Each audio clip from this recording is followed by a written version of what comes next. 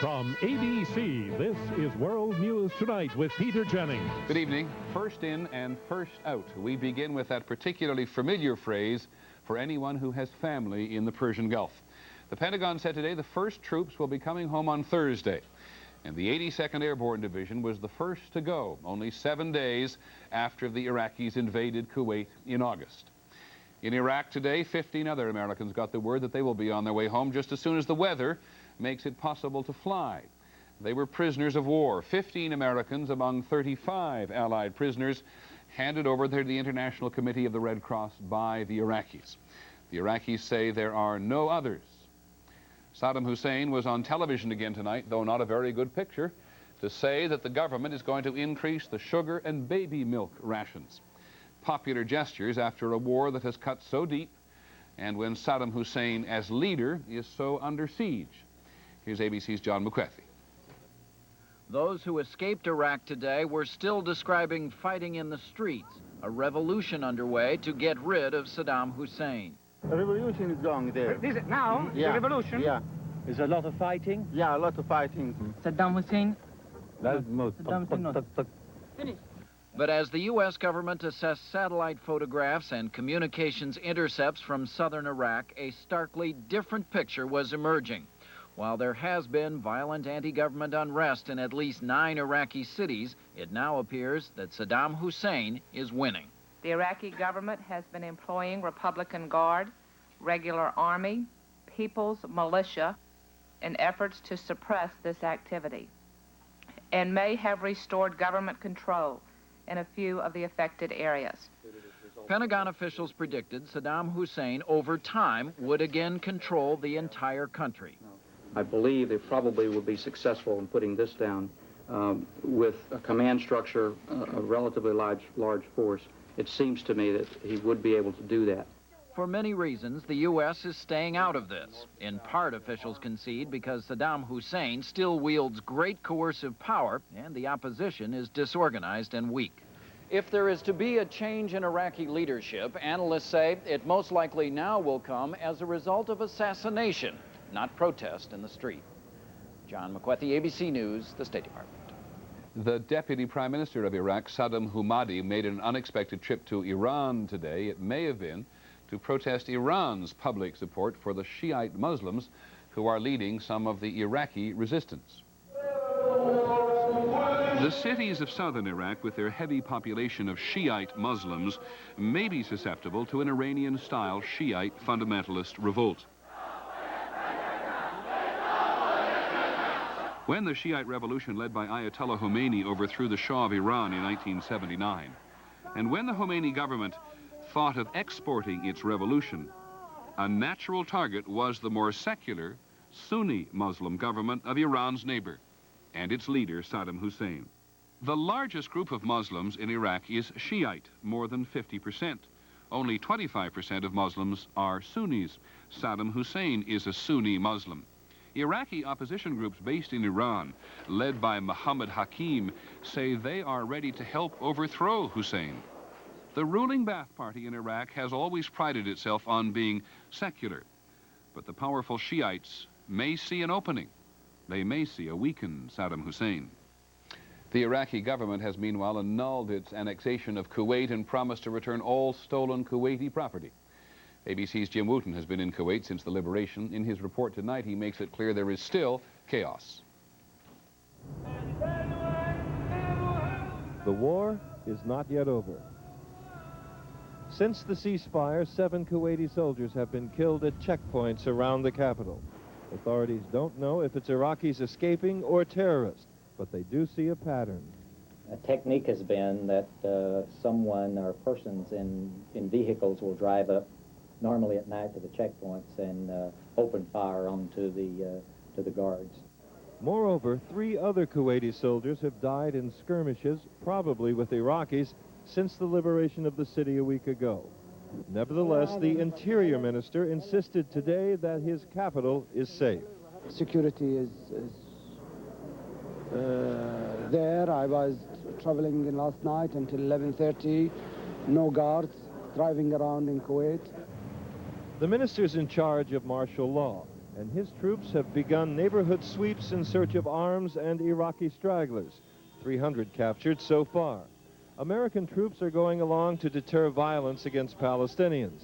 There have already been several such incidents. But as the first tentative efforts at cleanup continued today, this Iraqi machine gun nest falls to a British bulldozer.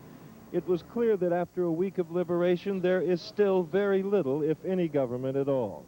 Trucks distribute pictures of the ruling family rather than food and water, and the only public pronouncement from the Prime Minister, the Crown Prince, is his hope that adversity will strengthen his people.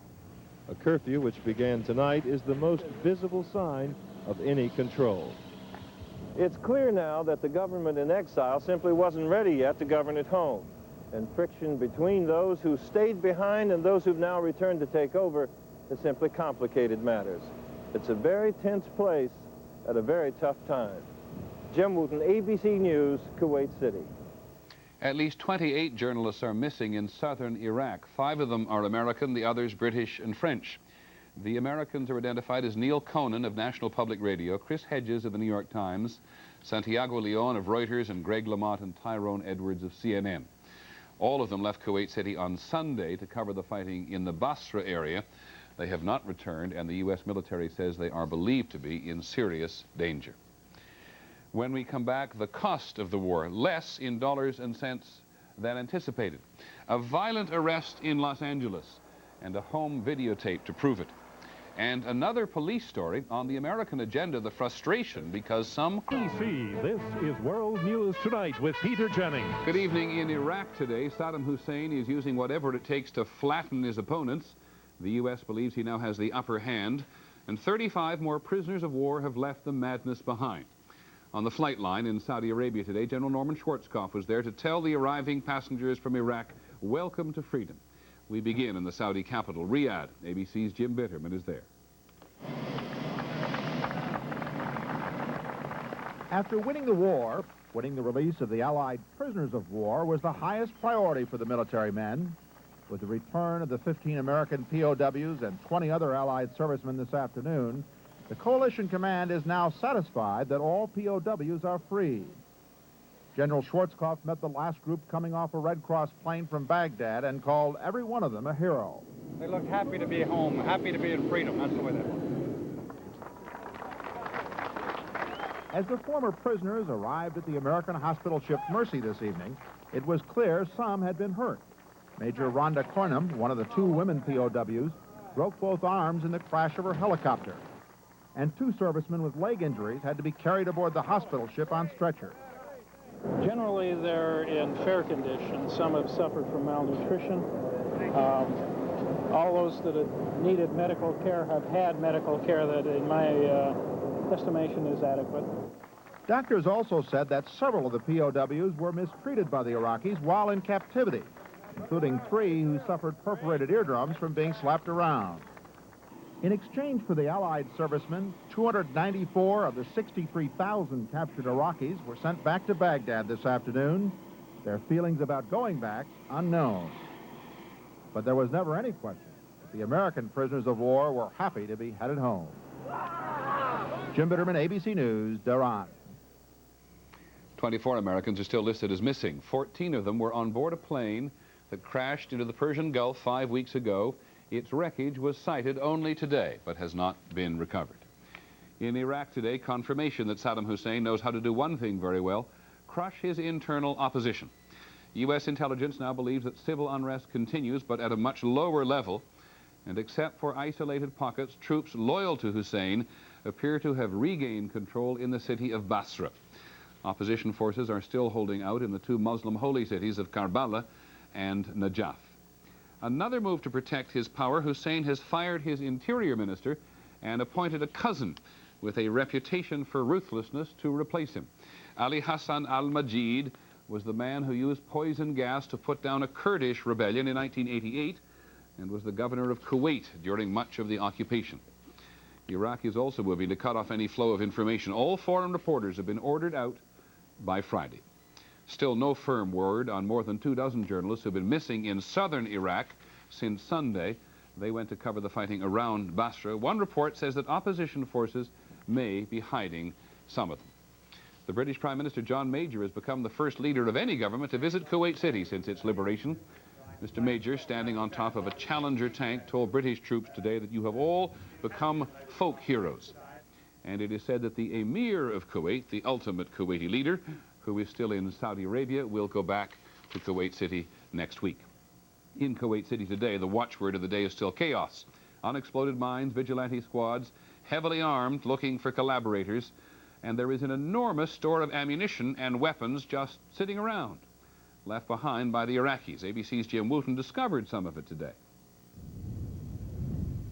On the outskirts of the city, at the edge of the fiery oil fields, a munitions depot the Iraqis left behind.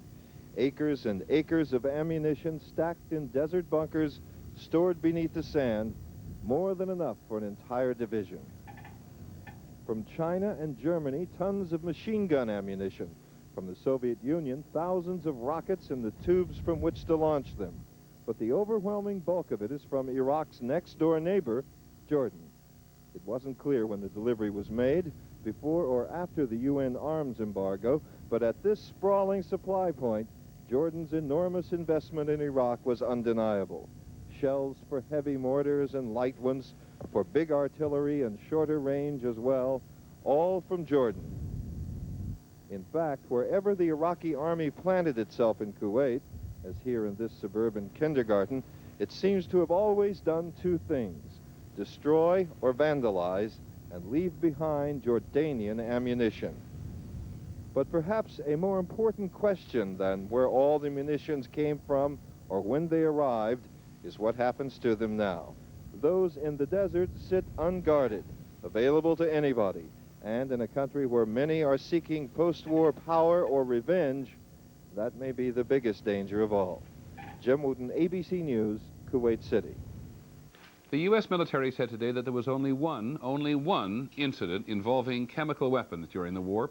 Right at the beginning, a marine assault vehicle set off an Iraqi landmine containing mustard gas. It evaporated quickly in high winds and heavy rain. The Marines put on protective gear and no one was hurt. There's a very strong indication today of just how the Middle East order might be changing. The 6 Persian Gulf states plus Egypt and Syria have been discussing ways to contain Iraq militarily. The 2 states which need the money will supply the manpower. The 6 states which have the oil will pay the bill. Here's ABC's John McCarthy. At their meeting in a Damascus hotel, the foreign ministers of those Arab states that fought against Iraq said they plan to establish the new Arab peacekeeping force, presumably in Saudi Arabia. The bulk of that force would be drawn from Egypt and Syria, who already have a total of 50,000 troops there. For keeping their troops in the Gulf, the 2 poor Arab countries will be getting what is expected to be a huge new aid package from the rich Gulf states. So Syria and Egypt get an economic lifeline, and the Gulf states get protection from both Iraq and Iran. The U.S. did not specifically endorse the idea, but did praise the effort. We welcome the fact that they're having these meetings. We welcome the fact that they are taking the lead in discussing these ideas. Missing from the final document in Damascus are the specifics. Secretary Baker will be looking for details during his trip to the region, which begins tomorrow. Officials say Baker wants to know how large an Arab force will be left in Saudi Arabia, what role it might play in Kuwait, and how it might work if a United Nations peacekeeping force is sent there as well.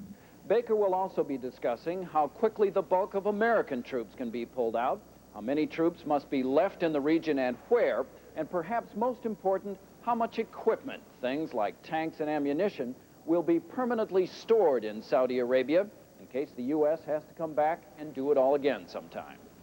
John McCarthy, ABC News, the State Department. When we come back, the military reserve, some are taking a financial beating while they serve in the Gulf.